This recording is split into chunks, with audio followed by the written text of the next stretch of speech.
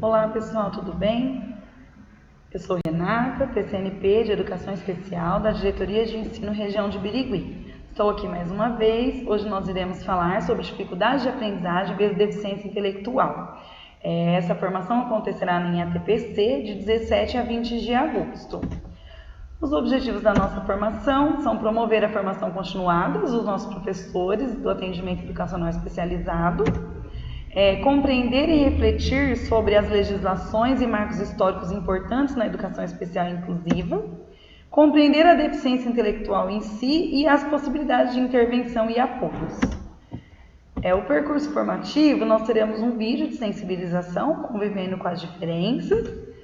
O processo histórico da deficiência intelectual, nós iremos ver alguns marcos importantes. Teremos algumas questões para levantamento dos conhecimentos prévios, a sistematização. A contextualização, nessa contextualização nós veremos a deficiência intelectual, teremos um vídeo com o Dr. Clay Brits para compreender melhor o que é deficiência intelectual. Veremos alguns sistemas de apoio, como facilitar o entendimento dos alunos com deficiência intelectual e alguns métodos para se trabalhar com esses alunos. E depois nós teremos no Google Formulário a atividade mão na massa e a avaliação. Ok? Então vamos lá, para iniciar, nós vamos refletir um pouquinho assistindo o vídeo Convivendo com as Diferenças, Deficientes Intelectuais TV Câmara. Você fica constrangido quando encontra uma pessoa com deficiência? Então, está na hora de mudar. Deficiência não é doença e essas dicas são para você. Pessoas com deficiência intelectual levam mais tempo para aprender. Mas isso não significa que sejam incapazes. Elas podem e devem estudar e trabalhar. Existem mais de 200 tipos de deficiência intelectual. A síndrome de Down é uma das mais conhecidas. Não seja superprotetor. Se a pessoa com deficiência for uma criança, trate-a como criança. Se for adulto, trate como adulto. Ao pedir alguma coisa, se ela não conseguir fazer, mostre um modelo e certifique-se de que foi compreendido. E o mais importante, respeite o ritmo dela. Cidadania é saber conviver com as diferenças. E agora veremos o processo histórico da educação especial. Primeiro, a gente tinha uma exclusão. Então, as pessoas que apresentavam algum tipo de deficiência, elas ficavam excluídas. Elas não eram vistas como pessoas que eram capazes de aprender e de se desenvolver. Então, elas ficavam ali no cantinho delas, dentro de casa, elas não eram reconhecidas pela sociedade. Depois, nós tivemos a segregação, onde essas pessoas com deficiência foram colocadas em escolas especiais. E após veio a integração, onde as pessoas com deficiência vieram, as pessoas que são portadoras de algum tipo de deficiência vieram para dentro das escolas regulares, porém ainda continuavam em salas separadas. E finalmente veio a inclusão, onde os alunos com deficiência passaram a frequentar salas de aulas regulares, mesmo sendo atendidas no atendimento educacional especializado, elas também frequentam salas de aulas regulares, onde elas recebem atividades adaptadas para o nível de proficiência delas, para o tipo de habilidade, de potencialidade que elas possuem e dificuldades também. Vamos ver alguns marcos importantes da educação especial. Em 1970, a educação especial passou a ser discutida, tornando-se preocupação dos governos com a criação de instituições públicas e privadas, órgãos normativos federais e estaduais e de classes especiais. Em 1988, veio a Educação para Todos, na Constituição Federal. Em 1994, veio a Declaração de Salamanca, que foi o marco inicial da caminhada para uma educação inclusiva. Em 1996, nós tivemos a LDBEM, 9.394/96, de 20 de dezembro, que dedicou um capítulo especialmente à educação especial. Esse capítulo foi o capítulo 5, que vai do seu artigo 58 ao seu artigo 60, onde diz, no parágrafo 3º do artigo 58, que a oferta da educação especial é dever constitucional do Estado e que tem início na faixa etária de 0 a 6 anos durante a educação infantil. Consta também um parágrafo único que diz que o poder público adotará como alternativa preferencial a ampliação do atendimento aos educandos com necessidades especiais na própria rede pública regular de ensino, independentemente do apoio às instituições previstas nesse artigo. E por fim, em 2015, a Lei Brasileira de Inclusão, Lei número 13.146, de 6 de julho de 2015. Bom, em meio a tantas legislações e marcos históricos importantes para a educação especial inclusiva, o que ainda nós precisamos compreender e refletir é quais saberes são necessários para que a inclusão aconteça de fato na escola.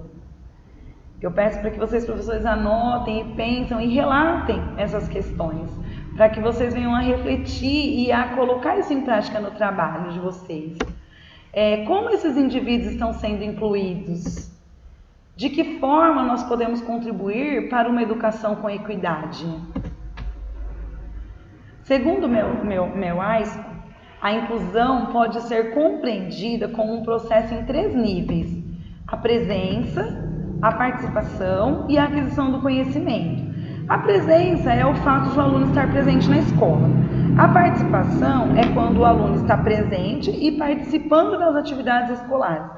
Porque não basta o aluno estar presente, é preciso promover condições para que o aluno, além de estar presente, realmente venha a participar das atividades escolares. A aquisição de conhecimentos quer dizer que assim, o aluno, às vezes, ele está presente ali, ele está até participando das atividades, do desenvolvimento das atividades, mas ele não está adquirindo conhecimento de fato, ele não está aprendendo de fato. Então, essa tem que ser uma preocupação de nós educadores.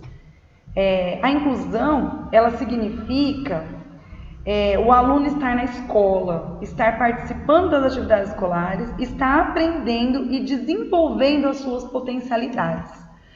Como garantir a inclusão e a aprendizagem de fato?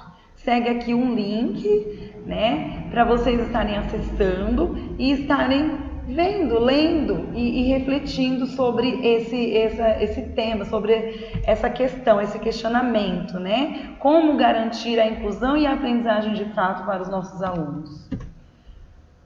Olhar do professor.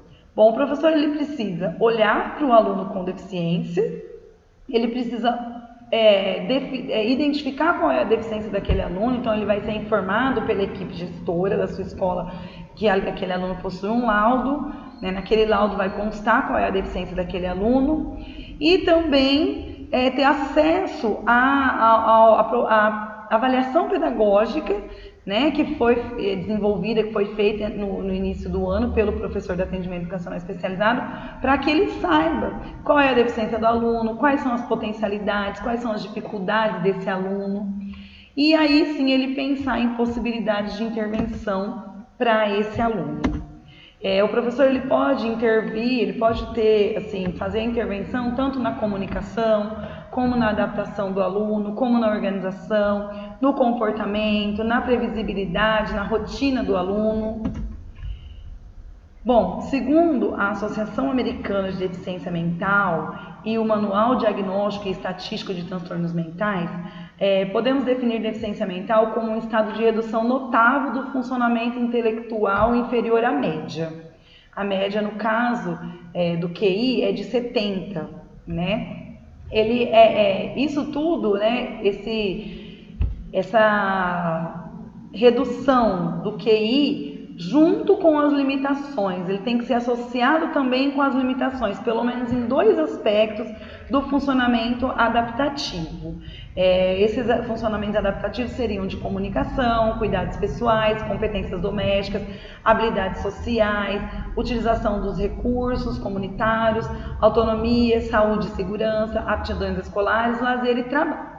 A deficiência mental pode ser caracterizada, como eu já disse, por um quociente de inteligência, ou seja, por um QI inferior a 70, que é a média apresentada pela população, conforme padronizada em testes psicométricos ou por uma defasagem cognitiva em relação às respostas esperadas para a idade e realidade sociocultural, segundo provas, roteiros e escalas baseados nas teorias psicogenéticas.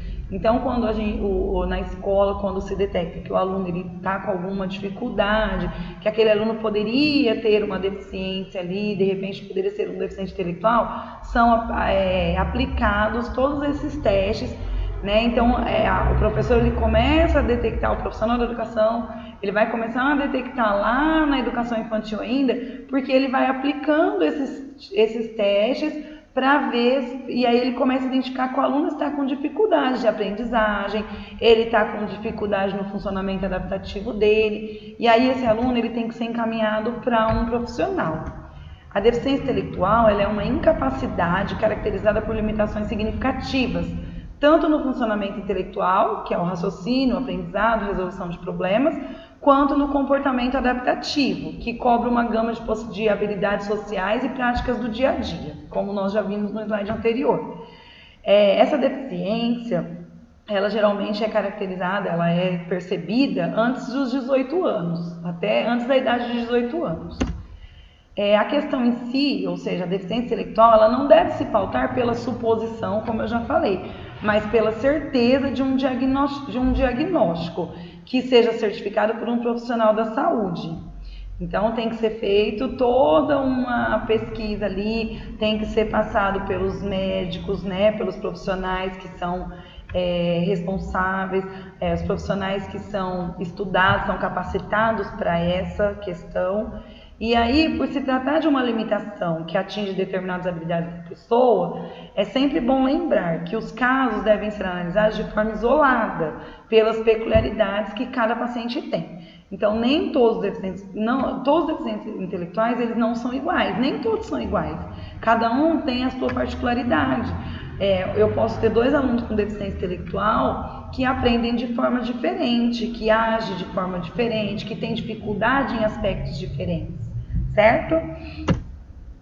Agora nós temos o vídeo com o Dr. Clay Britz, compreendendo a deficiência intelectual. Então, para a gente abrir a nossa mente para através desse vídeo, nós iremos compreender melhor, né, o que é a deficiência intelectual, quais são as principais características da criança com deficiência intelectual, enfim. Então, convido a vocês a assistirem ao vídeo.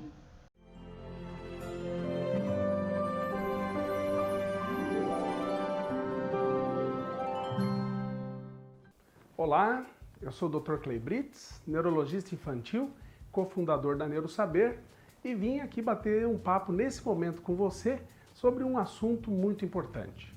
Vamos falar um pouquinho de deficiência intelectual. Muitas pessoas têm encaminhado vídeos, encaminhado mensagens para a gente poder falar sobre esse assunto.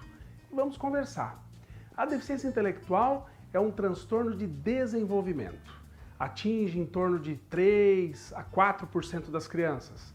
E a principal característica é que a criança com deficiência intelectual, ou DI, ela apresenta um nível de comportamento, um nível cognitivo e de comportamento muito abaixo do seu nível de idade cronológica. Então a criança, por exemplo, tem 8, 9 anos, mas apresenta um perfil de comportamento e cognição de 5, 4 anos.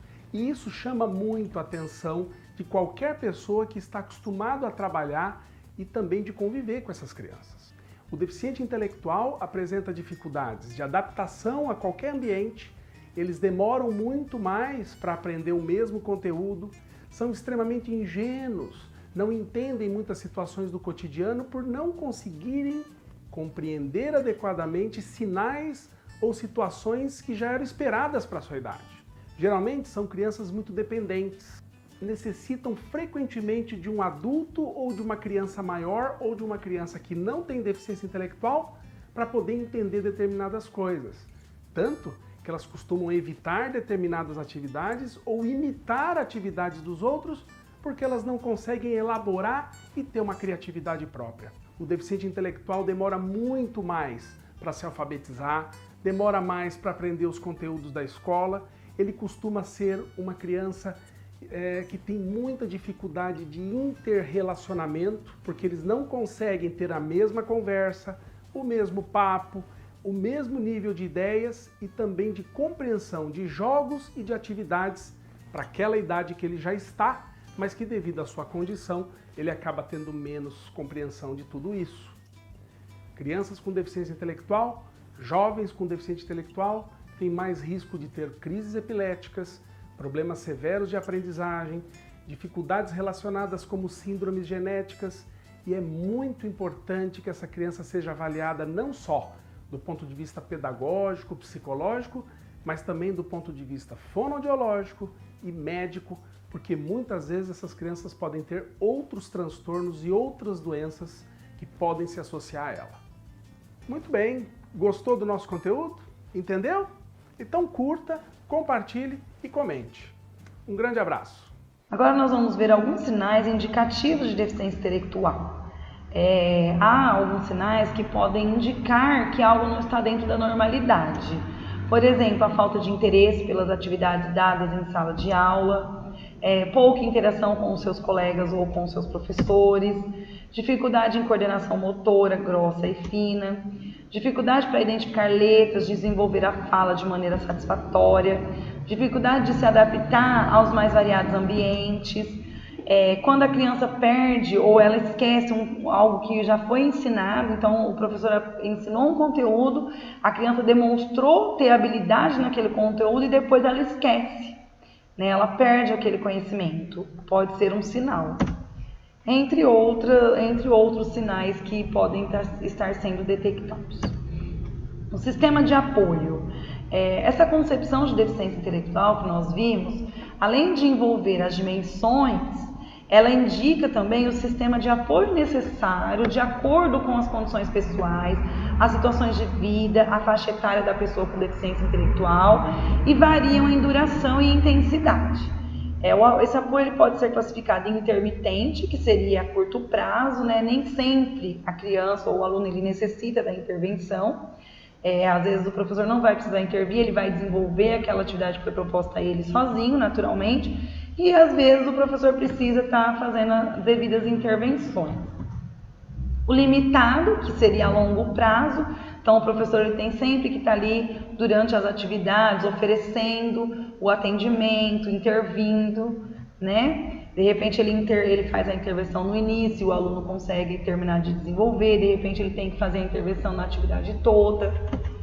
E o extensivo pervasivo, que seria um apoio regular, ou seja, um apoio diário, em pelo menos alguns ambientes, ou seja, na escola, no trabalho, no lar, sem limitação quanto ao tempo. Então seria por tempo ilimitado.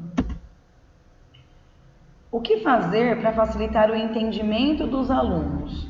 Um detalhe que não pode ser ignorado pelos profissionais da educação é o fato de que os alunos com deficiência intelectual, eles necessitam de uma atenção mais focada por parte dos seus educadores.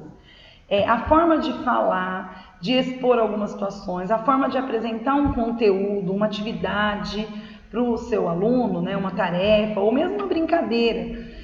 A disponibilidade do professor de estar sempre pronto para conduzir o aluno, conduzir a uma situação.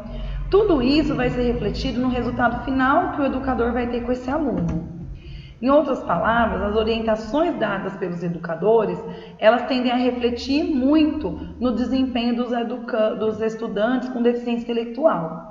Para isso, os professores eles utilizam de técnicas que ajudam a despertar tanto a concentração quanto o interesse dos seus alunos.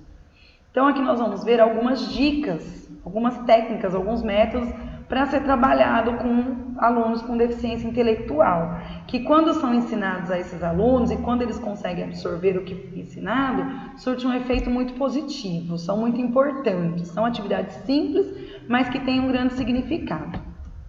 Então, uma dessas técnicas seriam usar objetos como tintas, fita crepe, carrinhos, carimbos e massinha. Eles são excelentes para o estímulo da coordenação visomotora. E além disso, esses itens aprimoram as habilidades de preensão. O uso de instrumentos ou brinquedos do interesse do aluno é importante para estimular a categorização, o agrupamento, a classificação, a ordenação, as noções de conjunto e quantidade. A utilização de objetos reais e que fazem parte do dia a dia do aluno também é muito interessante. É ideal para o aumento de percepções e compreensão de medidas, além de desenvolver suas variações de maneira eficaz, valorizando os registros, por meio de desenho, para posteriormente atribuir o significado numérico. Brinquedos que tendem a incentivar a leitura, a associação de palavras dos objetos são ótimas opções de desenvolvimento da criança com deficiência intelectual. Os encartes de revistas são indicados para que os alunos possam brincar com quebra-cabeças. Isso também possibilita percepções de posições no espaço. Personagens infantis, eles contam como verdadeiros auxílios no desenvolvimento dos nossos alunos, nossos pequenos e também de adolescentes, pois eles despertam interesse na criança, dos nossos alunos. Esse contato faz com que o aluno desenhe, crie e construa tanto o seu silabário quanto os jogos temáticos. Isso é responsável por induzir a alfabetização. A utilização do geoplano para o aprimoramento de aspectos de percepção costuma ser muito eficaz. Além disso, o geoplano ele ajuda na elaboração, no espaço, nas formas, medidas e reprodução de imagens. Aqui seguem algumas sugestões para vocês, professores de salas de recurso ou itinerância de DI, formas criativas para estimular a mente de alunos com DI, atividades para alunos com deficiência intelectual, atividades com jogos para a sala de recurso multifuncional, como trabalhar com alunos com deficiência intelectual, dicas incríveis para adaptar atividades, serve também para vocês estarem apoiando, os seus professores de sala regular. AE à distância, atividades práticas para alunos na quarentena. Esse é um vídeo da professora Camila Rodrigues, abaixo segue o link do canal do YouTube dela. Tem vários vídeos que eu acredito que vão acrescentar e podem ajudar vocês, professores do atendimento educacional especializado, ok? E aí, por fim, a atividade, o nosso Mão na Massa, que vai ser desenvolvido no Google Formulário. Vocês vão receber o link do formulário, vocês irão entrar e responder as atividades. Então, a atividade A ela é composta de 5 questões de múltipla escolha sobre tudo referente à nossa formação, tudo que nós estudamos até aqui. A atividade B vai ser uma questão aberta e depois a avaliação, ok? As referências, onde eu pesquisei os materiais para elaborar essa formação, esse material para vocês. E é isso, eu fico por aqui, meu muito obrigado a todos, bons estudos, eu creio que nós iremos passar por esse período de pandemia, nessa crise que nós estamos vivenciando, vitoriosos, mais sábios, cheios de conhecimento. O que eu pretendi com essa formação, o que eu pretendo é acrescentar no trabalho de vocês, é levar informação a vocês. Eu espero ter contribuído. Qualquer coisa que vocês precisarem, eu estou à disposição. Podem me procurar no meu e-mail, renatamarchetti@prof.educacau.sp.gov.br ou no meu WhatsApp, no meu telefone. Podem me ligar, que eu estou à disposição. Na diretoria de ensino, logo mais acredito nós estarmos de volta, retomando as nossas vidas, trabalhando presencialmente. Por enquanto nós estamos nos revezando. Mas é isso, pessoal, estamos à disposição, ok? Muito obrigada, até mais, fiquem com Deus.